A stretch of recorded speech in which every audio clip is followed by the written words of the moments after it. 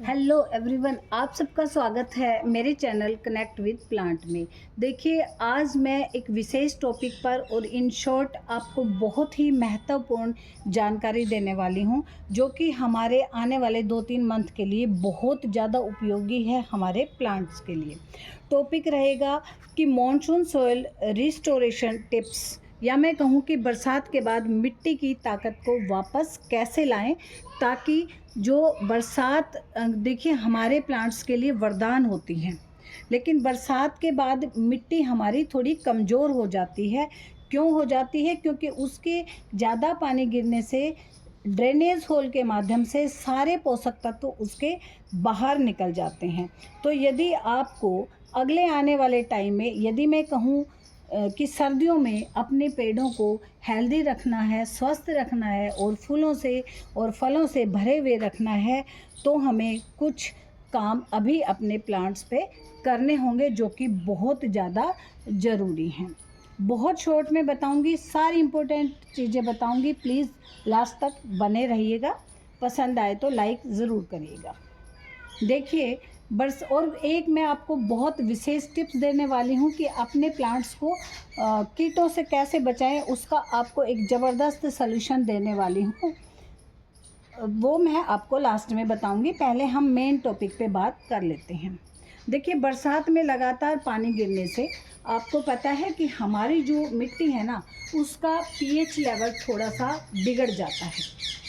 पानी के साथ साथ नाइट्रोजन, पोटाशियम, माइक्रो न्यूट्रिएंट्स सारे के सारे बह जाते हैं, और उससे क्या है कि हमारे प्लांट, हमें लगता है कि बहुत हेल्दी हैं, लेकिन जैसे ही बारिश के बाद तेज़ धूप आएगी, भादवे वाली धूप, वो हमारे प्लांट्स को फिर एकदम से कमज़ोर बना देगी।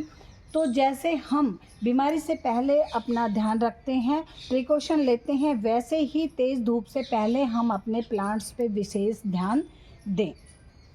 अब आप देखिए, मिट्टी में काई और फंगस भी बहुत जगह लग जाती है, जो कि एक लेयर सी बना देती है, और वो ऑक्सीजन को अच्छे से हमारे पेड़ों तक नहीं पहुंचने देती।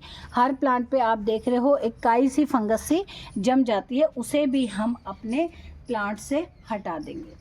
तो सबसे पहले हम क्या करेंगे? सबसे पहले जैसे ही हमारी मिट्टी सूखती है, क्योंकि हमें ये काम करने से पहले कुछ तैयारी पहले से करके रखनी है, अपने फर्टिलाइज़र वगैरह को अरेंज करके रखना है। तो जैसे ही आपकी मिट्टी सूखती है, आप उसमें गुड़ाई करेंगे, अच्छे से उसको एक दिन सूखने देंगे, और उसके बाद 1 बाय 1 मैं बता रही हूँ कि कौन से फर्टिलाइज़र का हम प्रयोग करेंगे, ताकि हमारे पेड़ स्वस्थ रहें। तो चलिए टॉपिक पे हम चलते हैं।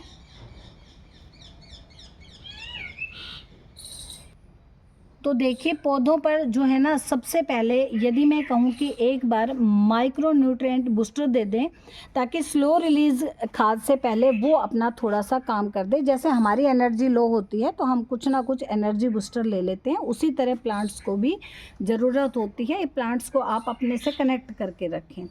तो उसके लिए यदि आपके पास सीविड लिक्विड है ना, तो आप उसको पानी में घोल के थोड़ा थोड़ा प्लांट्स को दे सकते हैं। तो एकदम से जो उनकी एनर्जी लॉस हुई है वो मिल जाएगी। फिर बाद में हम स्लो रिलीज़ खाद दे देंगे। अब आप कहेंगे जी हमारे पास जो है सीविड लिक्विड नहीं है, तो कोई बात नहीं है।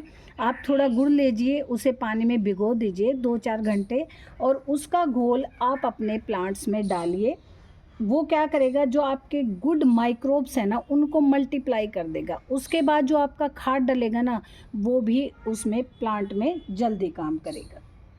या फिर जो लोग बायो एंजाइम बना के रखते हैं, नींबू और संतरे वाला, वो आप इस समय यूज़ कर सकते हैं, क्योंकि हमारा नारा भी है कि केमिकल को ना और ऑर्गेनिक को हाँ। तो यदि आपके पास बायो एंजाइम है तो आप उनका प्रयोग करिए।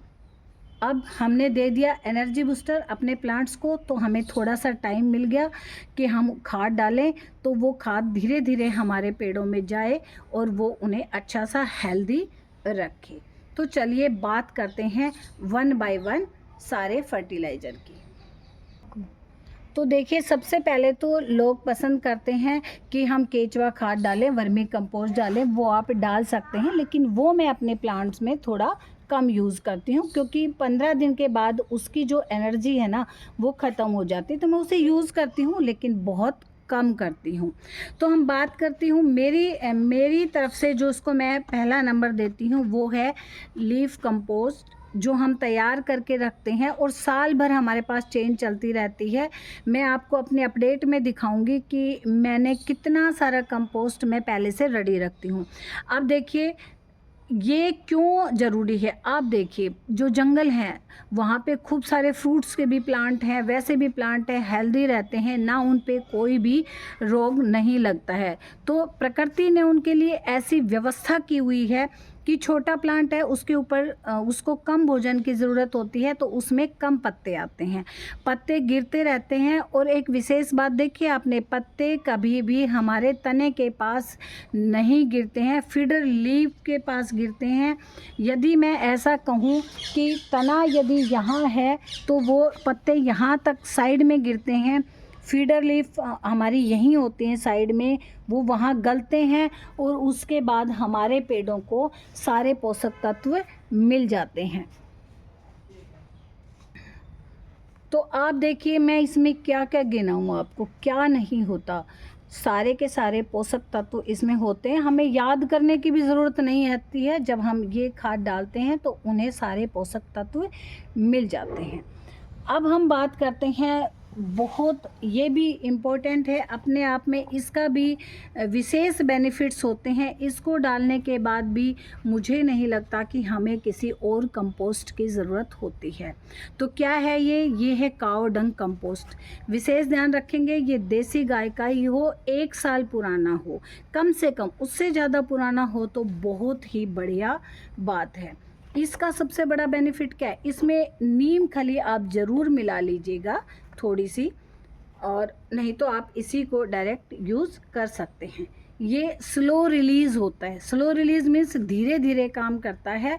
महीने 2 महीने तक आपको फिर कोई खाद डालने की ज़रूरत नहीं होती कि रोज़ रोज़ हमें टेंशन हो, अब ये खाद देना वो खाद देना है।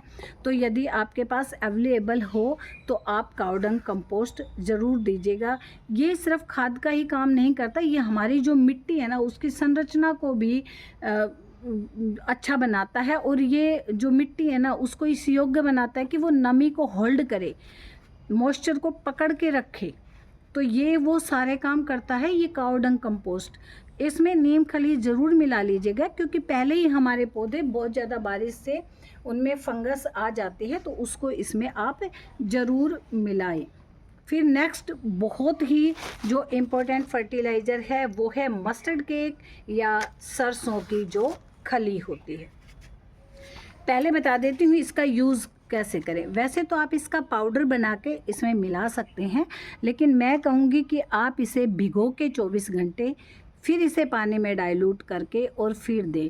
भिगो के छोड़ना नहीं है कि 2-3 दिन पड़ा है उसमें फंगस बने जा रही है फिर आप उसको देते हैं, नहीं। आपको क्या करना है, इसको भिगोना है, और ऐसे टाइम भिगोना जब आपके पास वक्त हो। ऐसा नहीं आप कहीं जा रहे हैं और इसको भिगो के छोड़े जा रहे हैं।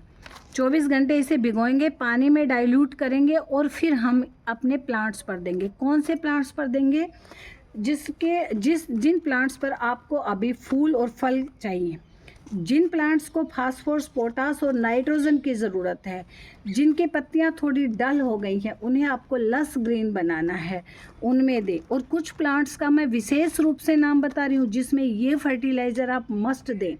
गुलाब, गुड़हल, गेंदा और जो हमने सब्जियां बोई हैं उसमें इसका प्रयोग ज़रूर करें।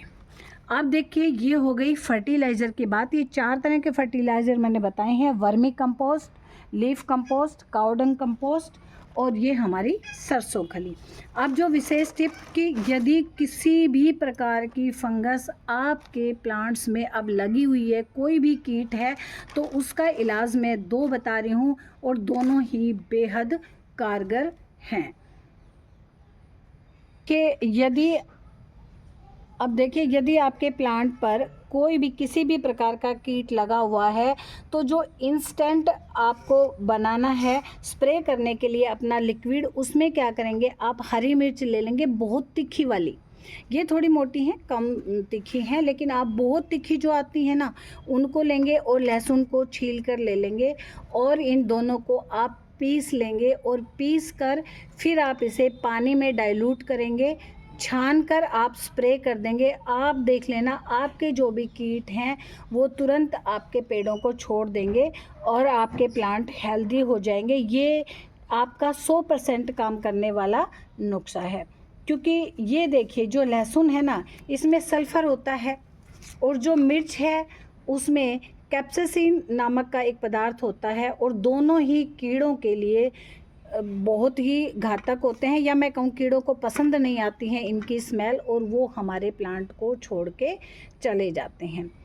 इससे एफिड, माहू जिसको हम कहते हैं, मिलीबग, थ्रिप्स, सफ़ेद मक्खी, ये सभी में फ़ायदेमंद होते हैं। इसका आप फर्मेंटेड भी बना सकते हैं, वो हम बाद में डिस्कस करेंगे, बहुत लंबा हो जाएगा।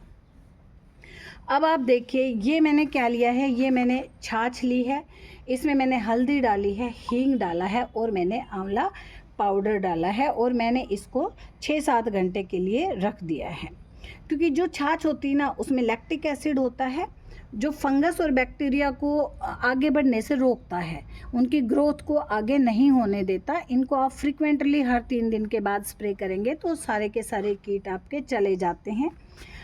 आंवला पाउडर जो मैंने मिलाया है वो एंटीऑक्सीडेंट होता है और आंवले के गुण मैं आपको क्या बताऊं, आप सबको पता है। जैसे हमारे लिए बालों के लिए, आँखों के लिए, सेहत के लिए आंवला उपयोगी है, वैसे ही तो हमारे प्लांट के लिए उपयोगी है। तो आंवले को आप इसमें ज़रूर मिलाइएगा।